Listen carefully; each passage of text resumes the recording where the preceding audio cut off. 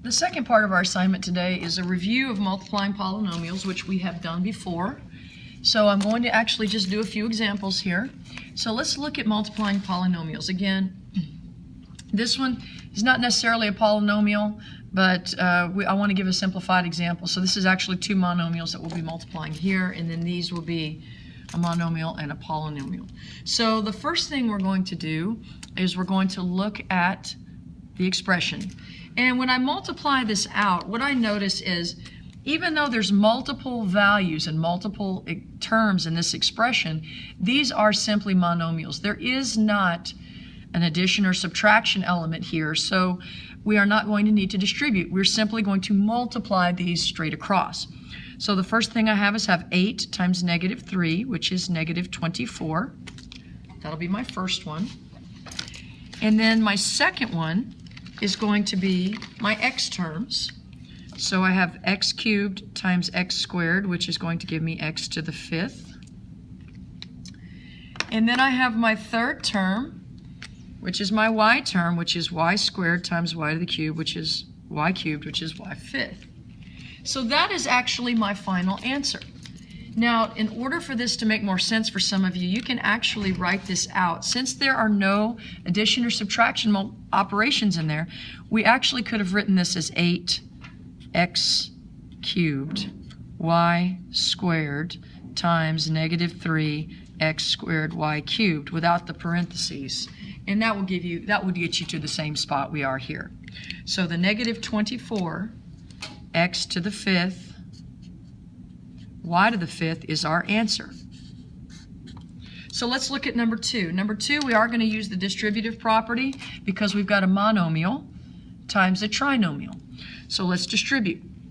I'm going to take this factor and I'm going to multiply it by each term. So I have negative 4x squared y times x squared.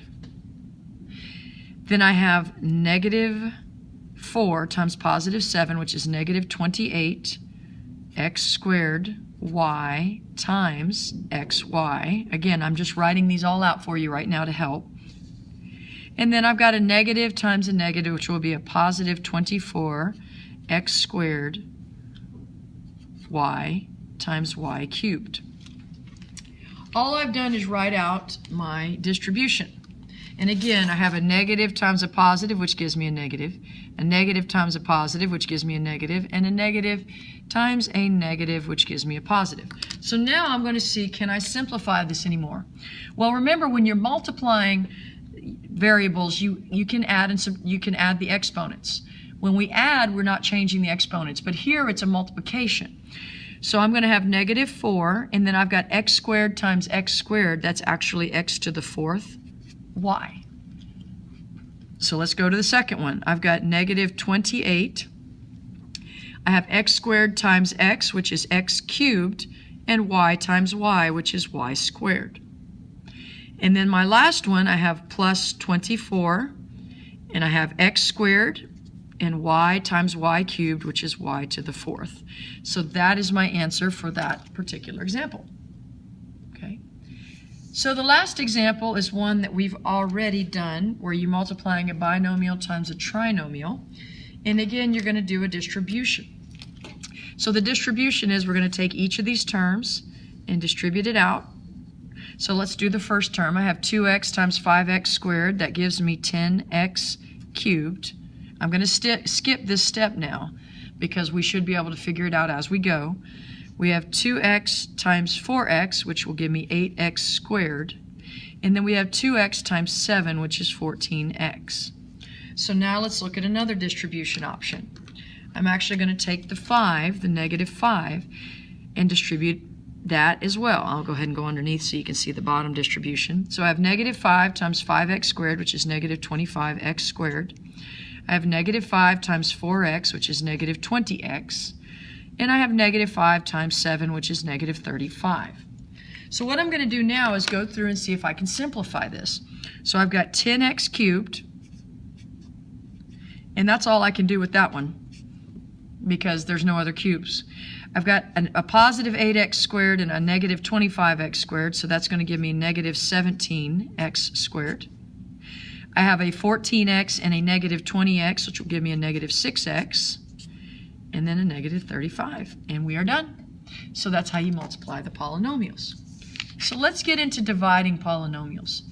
Dividing polynomials is a different process. You have to make sure that you still have your factoring skills. So let's look at factoring these. If I want to divide 9x minus 6 divided by 3, I have to first look at both the numerator, which is the top, and the denominator, and see within each of those individually are their GCFs, or our greatest common factors. So here I can take a 3 out of the top, and that leaves me with 3x minus 2, with a 3 still on the bottom. So when I factor these out, I end up with 3 times 3x minus 2 divided by 3.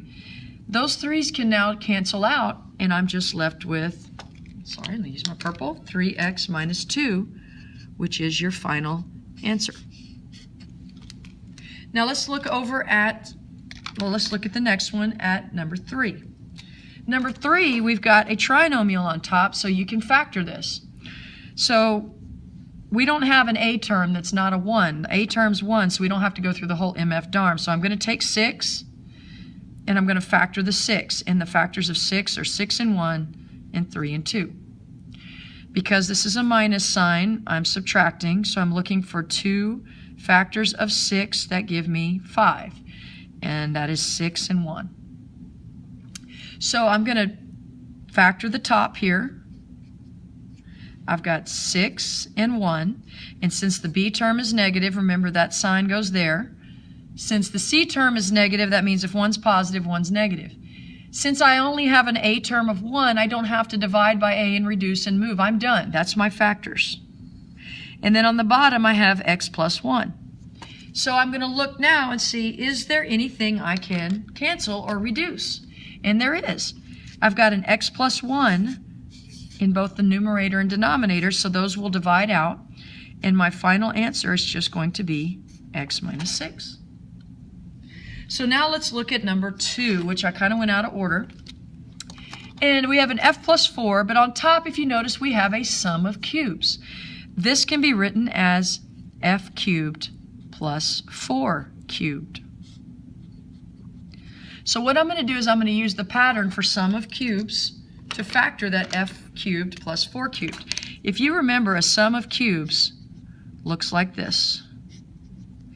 The way you factor it is base plus base times base squared minus product of bases plus second base squared. I apologize, that's kind of hard to see. So we're going to apply that here with our sum of cubes. So my two bases are f and 4. So my first factor is going to be f plus 4.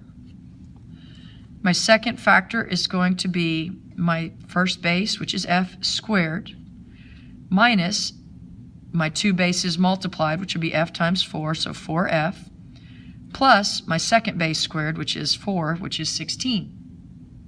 So now I can go back, and on top I can rewrite this as f plus 4 times f squared minus 4f plus 16, and on the bottom, f plus 4. Looking at this now, do we have anything that we can cancel or reduce? And the answer is yes. Both of these have an f plus 4 in the numerator and the denominator, so those will divide out into 1. So you're left with f squared minus 4f plus 16. And that is your final answer, reduced. And that is how you multiply and divide polynomials using factoring.